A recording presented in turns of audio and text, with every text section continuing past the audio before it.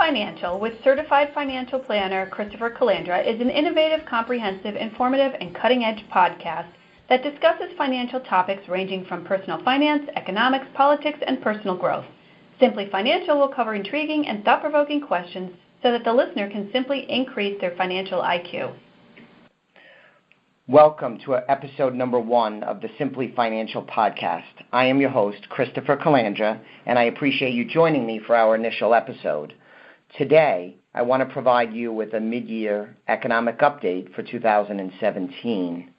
In brief, I want to provide a few important data points, and the first one is that this year ranked as the third best start for equities.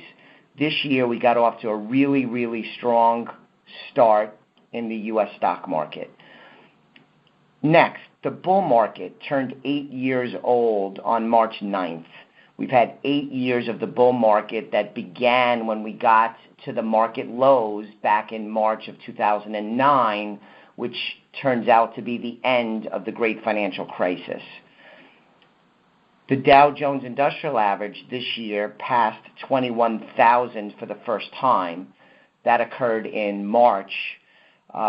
Even since getting to 21,000 in March, the markets continue to reach new highs as of the recording of this episode in early July. And next, the Federal Reserve thus far this year has raised the federal funds rate twice. So in short, the stock market has been very strong since the presidential election back in November of 2016. In my opinion, this strong performance, including what has occurred so far this year, can be assessed with one simple word, and that word is optimism. Right, wrong, or indifferent, the economy and the stock markets have seen increased optimism since the election, and that has carried through the first half of 2017. This optimism includes increased expectations for economic growth. We have optimism that we'll have tax reform legislation. We'll talk more about that later on. There's optimism for reduced government regulations, optimism for strong corporate profits, optimism that interest rates will increase and be normalized by the Federal Reserve, and that the economy is strong enough finally to absorb these rate increases. Now, the thing about this is, for listeners who are fans of Donald Trump and people that voted for Donald Trump, they'll probably find my thesis makes a lot of sense. They'll be very accepting of my thesis. Listeners who are not fans of the president may have trouble accepting this optimism rationale. Individuals who dislike President Trump and his policies, it's a stretch for them to have any discussion about optimism. But I'm really confident on this subject that what's driven the markets since the election boils down to this optimism. Now, of course, this optimism will have to be backed up, and optimism alone cannot sustain market and economic activity for a very long time, but it can be a self-fulfilling prophecy, right? Because if you have an optimistic outlook and you're the CEO of a Fortune 500 company, well, then you are probably emboldened to invest in R&D, to add on employees, to invest in marketing and or technology. That optimism could lead to better results, at least get the ball started, and I think that is what we've seen since the election through 2017. What I'd like you to think about it is in this way. If you picture a large pot of boiling water on the stove, and for those of you that are good in the kitchen, you could picture a cold pot of water takes a long time to boil.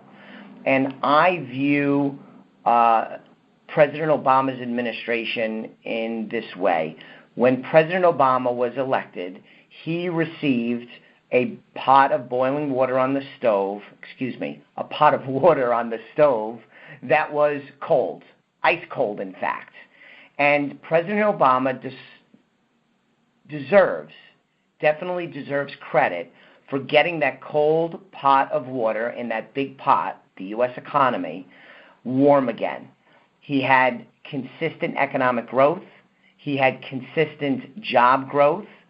And the economy got off the floor and recovered under his administration over the course of 8 years. And he deserves credit for that.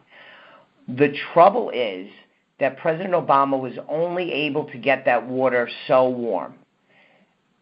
There are many reasons for this, and we could debate whether it was his policies, Republicans being difficult.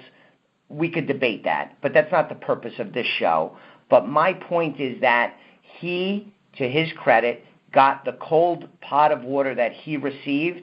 He got it warm, and that's what he gets credit for.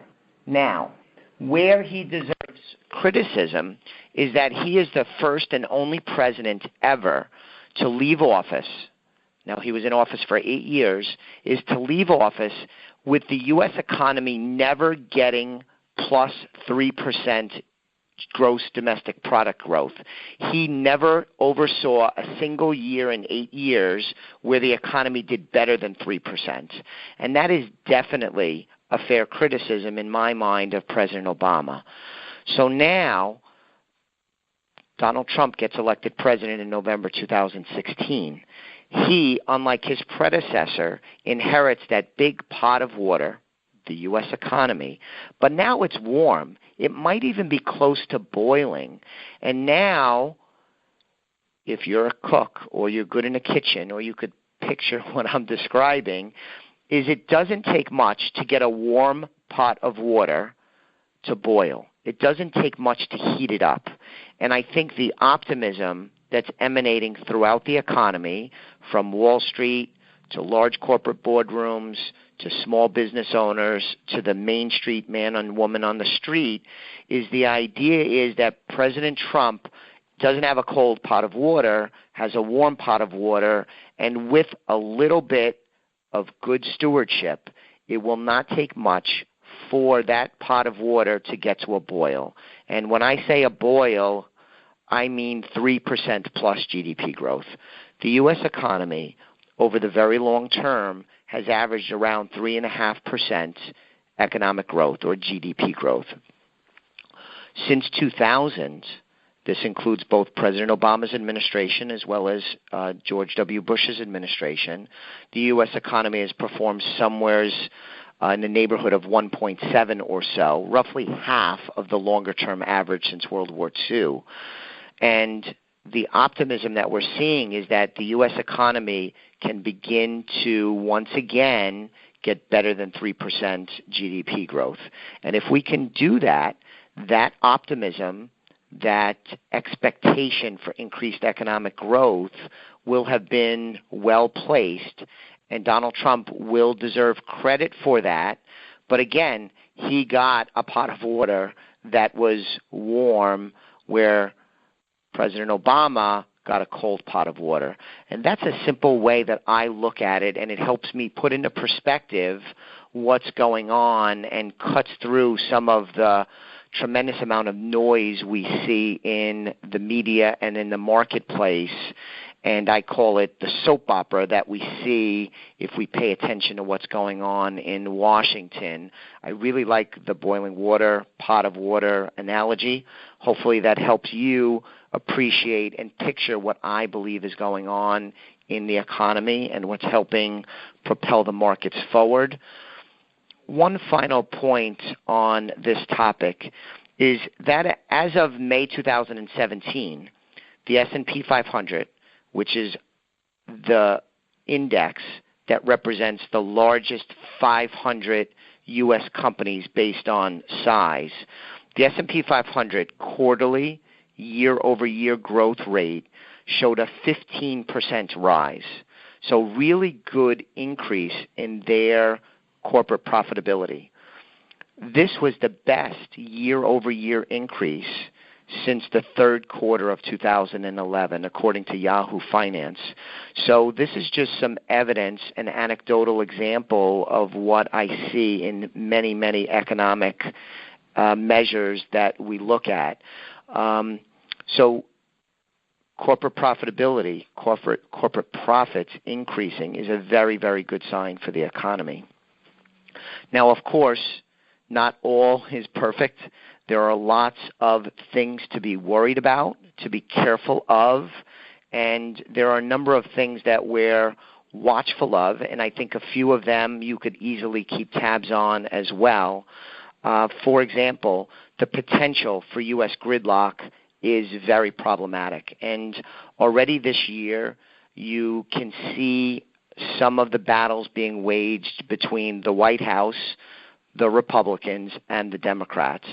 And this optimism that I spoke about needs to materialize in some way, shape, or form in legislation, in some ways to kind of help fulfill the prophecy of the optimism. And the potential for U.S. gridlock is a worrisome sign that we need to watch very closely. We live in a dangerous world. The risk of geopolitical unrest is always there, especially since 2001. So that's another place to be watchful of. Oil fluctuations. There's a lot going on in the oil markets. Oil has been down most of this year. In some ways, that's positive. If you go to the pump today, you'll find that you're spending less money for gas than you did a year ago. I don't think this gets reported in the media nearly enough. Consumers and businesses, most businesses, are benefit greatly from reduced energy prices, and we've seen that. So that's another thing to watch for, oil price fluctuations. And then the last thing I'll mention on the list of things to be watchful of is progress towards tax reform legislation. I think this is an enormously important initiative of the President and of our representatives in Congress. Is we want to watch the progress as they move towards what I expect will be tax reform legislation. I am optimistic despite some noise and some complaints and some doubters. I think that we will see tax reform within the next 12 months that is signed into law.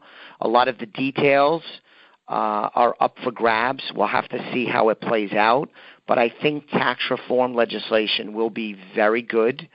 I'm not so worried about the details as much as I am the overview that the tax reform could be simplified in some way, flattened in some way, and to make the corporate tax code more competitive so that we could give U.S. corporations a better opportunity to compete overseas, while at the same time making it fair so that corporations in the U.S. also pay their fair share.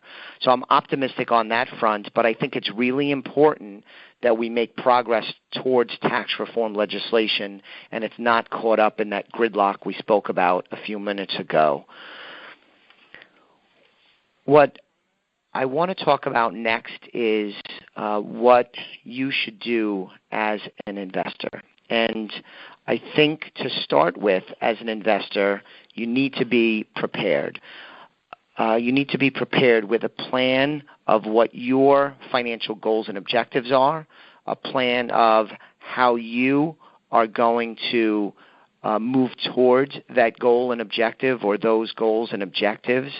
You need to be prepared in a way to monitor and track your progress towards meeting those goals and objectives, and we work very closely with our clients to assist them in being prepared. What I think also investors ought to do is focus on meeting your own personal objectives. I think